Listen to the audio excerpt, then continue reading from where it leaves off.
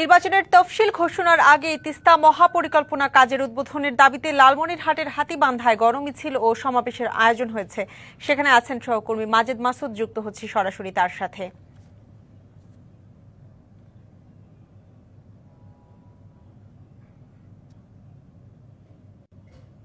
মাজেদ, আজকের এই আয়োজনে সাড়া কেমন দেখছেন এবং কি বলছেন যারা এই আয়োজনে এসেছেন তারা? সেটা আসলে এই মুহূর্তে প্রায় অর্ধ লক্ষ মানুষের উপস্থিতি হয়েছে হাতীবান্ধার এসএস স্কুল মাঠে।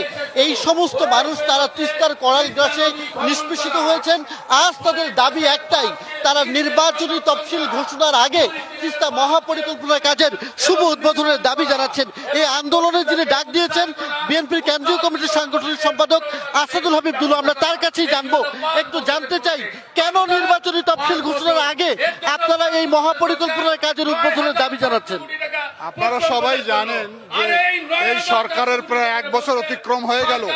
এত বড় একটা গুরুত্বপূর্ণ প্রকল্প যেটা বাংলাদেশের এই উত্তর অঞ্চলের 5টি জেলার 2 কোটি মানুষের সংগ্রাম জীবন, সেখানে কোনোভাবেই গুরুত্ব দেওয়া হচ্ছে না। আর যখন এই তফসিল ঘোষণা হয়ে যাবে, সরকার তো বড় প্রকল্প করতে পারবে না, তখন নানান জটিলতা তৈরি হবে। আমরা মনে করি জটিলতা তৈরির আগে নভেম্বরেই নিজের অর্থায়ন দিয়ে তারা কাজ শুরু করবে। তারা যদি কাজ শুরু না করে, আমরা পর্যায়ক্রমে আস্তে আস্তে আমাদের আন্দোলন তীব্রতাকে তীব্রতর করব। প্রয়োজন হলে বৃহত্তর রংপুরকে আমরা অচল করে দিতে বাধ্য হব। অনেক ধন্যবাদ। আপনার কাছে জানতে চাই, আজকের এই আন্দোলন মানুষের স্বতঃস্ফূর্ত সাড়া দেখছি, এটি দলীয় কর্মসূচি নাকি তিস্তার কর্মসূচি?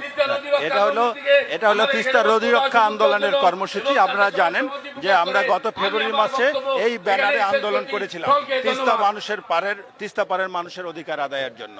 সেই আন্দোলনের ধারাবাহিকতায় সরকার বলছে যে জানুয়ারি থেকে শুরু করবে, কিন্তু জানুয়ারি থেকে শুরু অনেক দূরের কথা। তখন একটা নির্বাচনের ট্রেনে উঠে গেছে দেশ।